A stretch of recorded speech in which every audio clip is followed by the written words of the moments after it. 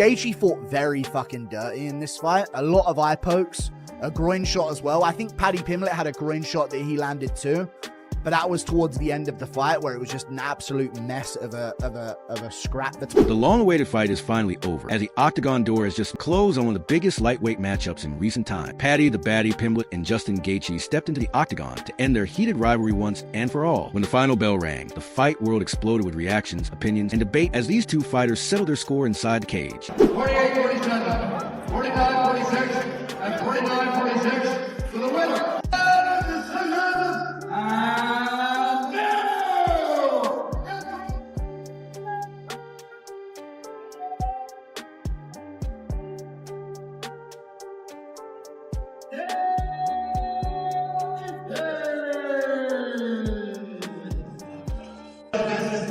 It was an absolutely incredible fight, incredible war. I want you to enjoy it, enjoy your victory. Congratulations on the interim championship belt. Look forward to seeing you fight for the title. I just want to thank the UFC for allowing me to be in this position. This is like my 11th main event. Oh, it's food. Obviously delivered in the main event, capped off with a war. Just give us your thoughts on Justin Gaethje and Paddy Pimblett delivering a 5-round battle. Yeah, I mean, what a couple. So Paddy Pimblett at the weigh-in yesterday says, I'm going to knock this motherfucker out tomorrow. And I was like, that's interesting. And he never abandoned that game plan. Even when, he got dropped a couple times, I kept waiting for him. I'm like, he's eventually going to have to shoot and try to submit him. Now, I didn't know Paddy Pimblett had a chin like that until tonight. And, absolute dogfight in a war, and much respect to both guys. We haven't seen Justin yet, so we don't know what his status is physically. But, I mean, is the interim, is the unification fight have to be next? Or is there a case if he's hurt and needs to be out for a while? Apparently he's 100%. So we sent Paddy Pimblett straight to the hospital, and then we're going to send Gaethje too. And Gaethje's like, believe me, I've been in plenty of wars. I'm good. So as far as we know right now, he's healthy. Dana, I remember when Paddy first arrived in the UFC, you were saying stuff like, well, his entrance is good and it's all well and good to get the fans, but he needs to be able to fight. Obviously, we've seen him have great wins before, but to show the durability he had in that fight tonight, do you feel like even though he lost, he will be considered one of the best in that division moving forward? No doubt about it. I mean, he was the favorite tonight. I think that's what fucked him.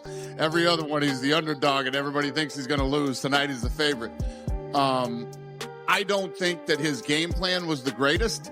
Obviously, tonight he showed he is tough, he is durable, and almost impossible. I mean, especially against Gaethje. And you're eating those punches from him. It's one thing to say, listen, I'm going to come out. I believe in my durability. I believe in my chin, and I'm going to go toe-to-toe with this guy. But when it starts to not work, at some point you got to say, you know what? It's the third round. I got 2 rounds left. I might want to try to take him down and submit him here.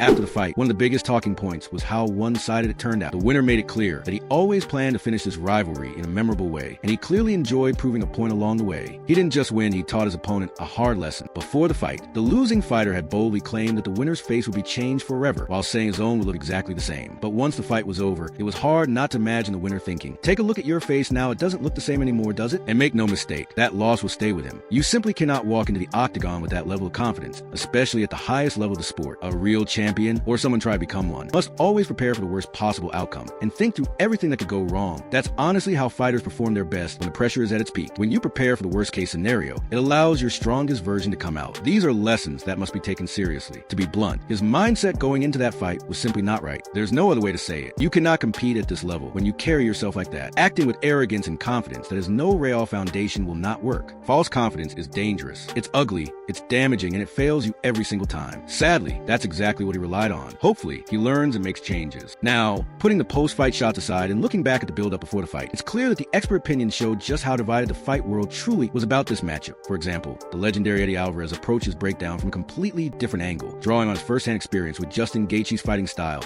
after facing him early in Gaethje's UFC run, rather than focusing only on raw talent or technical skills. Alvarez emphasized that overall readiness might be the single most important factor in a fight like this. Former champion explained that Gaethje brings a very rare kind of pressure non-stop, crushing intensity that training partners simply cannot recreate over the course of full camp. Alvarez vividly remembered the constant shots to the body, the non-stop aggression, and the overwhelming feeling of having no space to breathe during their violent clash. He made it clear that no amount of sparring can truly prepare a fighter for that reality. You don't fully understand what it's like to face Gaethje until you're in there with him yourself, experiencing that pressure under true championship level conditions. It's like the first thing that comes to mind when you think of that fight with Justin. That I'm glad it's over and I never want to do it again. I'm like, the fans don't ever ask for a rematch or anything like that, because that would have never. I'm like, I'm glad. He's unique, man, and he's one of my favorite guys to watch. So like, but if you want to beat Justin Gaethje, you have to. So he's a forward fighter and a pressure fighter that he will stand in the pocket. And he's gonna throw everything he got in that pocket. If you don't meet him, you'll get chewed up. So Paddy, the way to beat a guy who like does this, very violent, aggressive pressure fighter, you have to meet him. You have to throw when he throws. So you got to be brave, and you got to go. You have to go when he goes in between his shots.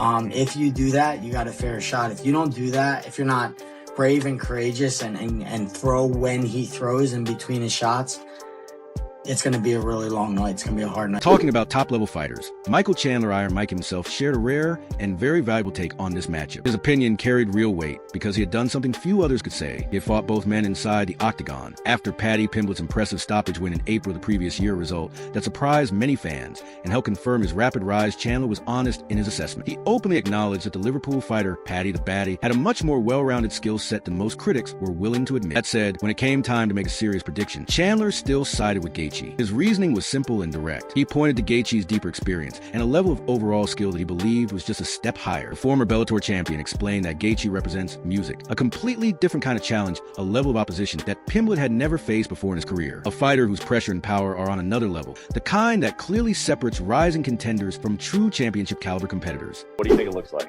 Oh man, more skilled, more experienced, I think better fighter all around, Justin Gaethje. But I also have been on record and said that Paddy Pimblett is better than a lot of people think he is, because of his haircut and the way he talks. And when I fought him, he's better than a lot of people give him credit for. He's got long reach, good kicks, pretty darn patient and composed in there, but Gaethje's a whole different animal. So if I had to bet, I'd go Justin Gaethje, interim champion, and then he beats Ilia Topuria later on this year. Then there was a legendary El Chuchui, Tony Ferguson, who much like Michael Chandler shared a very different and deeply personal take on this matchup. His opinion carried special meaning because Ferguson had fought both men during his long, demanding, and well-documented UFC career, making his insight especially rare. Ferguson openly suggested that Gaethje's long history with interim titles and repeated setbacks in undisputed title fights could weigh heavily on him mentally. In a high-pressure moment, those past disappointments might resurface and affect the performance when it matters most. On the other side, Ferguson believed Pimblett's raw ambition and his intense drive to win his first major championship could fuel an almost desperate level of motivation. That kind of mindset in Ferguson's view, often pushes fighters beyond their normal limits and unlocks a higher level they haven't shown before. Drawing from his own first-hand experience in countless brutal battles, Ferguson saw clear flaws in both fighters. Still, when pressed to make a choice, he leaned slightly toward the hungrier challenger, the one chasing a fresh opportunity, with everything on the line, believing that pure, relentless hunger could be the deciding edge in a high-stakes fight like this. I'm leaning towards Justin. You're one of the few that I've heard say that. Can you tell us why?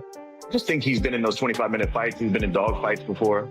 I think Paddy's going to have a tough time stopping him on the feet, and I don't think Paddy's going to be able to get him down, so he's going to have to fight with him. Unless Paddy can stay super disciplined for 25 minutes, stay at distance, pick his shots.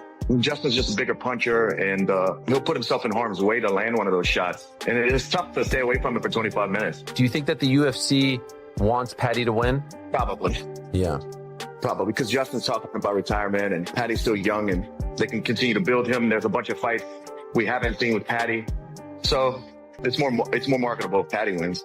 And so how do you see it playing out? I think Justin stops him. Then there was Colby Chaos Covington, who, true to form, didn't hold back at all. He openly voiced his frustration over how strongly the betting odds were favoring the British fighter, Paddy Pimblett, with his trademark confidence. Covington said he would put a large amount of money, a serious stack of cash, on Justin Gaethje if active fighters were allowed to bet on fights, which they aren't for obvious reasons, despite public opinion and the betting world heavily backing Pimblett. Covington completely rejected the popular storyline. He viewed Gaethje as a proven, battle-tested competitor, someone who brings non-stop, crushing pressure the kind that Pimblett had never truly experienced inside the cage. In Covington's eyes, this wasn't just another difficult matchup. He believed Gaethje was coming in with a completely different kind of storm. I'm going to go with Paddy, you know what I mean? There's been a couple of times where I thought Paddy's had big tests in front of him and he's passed them. And, he showed me in his last fight he can really stick to a game plan. And he's going to need that with a Gaethje. However, stepping away from the majority of opinions, Sugar Sean O'Malley confidently stood on his own with a very different prediction. With his usual bold energy, he strongly and even enthusiastically backed Paddy Pimblett to capture the interim championship gold. The bantamweight star viewed this matchup as a fascinating stylistic test that actually favored the British grappler if he played it smart. Where others only saw danger, O'Malley saw opportunity. Always sharp in his fight analysis, confidently predicted that Pimblett would spot a key opening in the second round and close the show by locking in his trademark rear naked choke. This forecast showed strong belief not only in Pimblett's high-level ground game, but also in his fight instincts, his natural ability to recognize the exact moment an opponent becomes vulnerable during chaotic exchanges. In the end, O'Malley believed that Pimblett's grappling edge and superior jiu-jitsu would be the deciding factor when the pressure was highest and everything was on the line. Bad, dude. Paddy's not bad. He's very beatable, and Gaethje's very beatable as well. But when it goes into the passion and how upsetting Justin Gaethje has always been about not getting that real title shot, and they just keep dangling it right there again. Paddy's in for a new treat, right? Paddy's the one that's never fought for a belt. He's going in there. He's going to be trying to, get that stuff. He's going to feel a little bit more fresher. He's going to have that little bit of excitedness in my opinion. Matchup, Yeah. I think 5 rounds. This is the common take. Everybody gonna say that, not only me, but if Justin Gaethje doesn't stop him on the beginning, he's going to lose. I think everybody thinks like that. And I think Paddy Pimblett will beat Justin Gaethje. So what's your take? After hearing all these expert opinions, how do you see this amazing lightweight fight? And how do you understand the battle between these two warriors? I'm kind of leaning towards Paddy. But the way he does get hit with left hooks, he looks so good against Michael Chandler. Paddy's got a lot of ways to win. He's a scouser. He's a scouser. Scousers don't get knocked out, you mushroom. He KO'd Dustin with a head kick too. The fight before the Max Holloway one, which is pretty impressive. True. So who got, man? All right, Paddy, rear naked. So here's the big question. What's your final take on this fight? Who do you think performed better? Who caught you off guard? And what's next for Paddy Pimblett and Justin Gaethje after stepping into that crazy showdown? Drop all your thoughts, predictions, and theories in the comments below. We love seeing the conversation heat up. And if you enjoyed this deep dive into expert analysis and share our passion for MMA, do us a huge favor. Hit that like button, share this video with your fight-loving friends, and don't forget to subscribe for more in-depth MMA breakdowns just like this. Trust me, you don't want to miss what's coming next. The action is only getting started. Remember, Paddy RNC is definitely possible.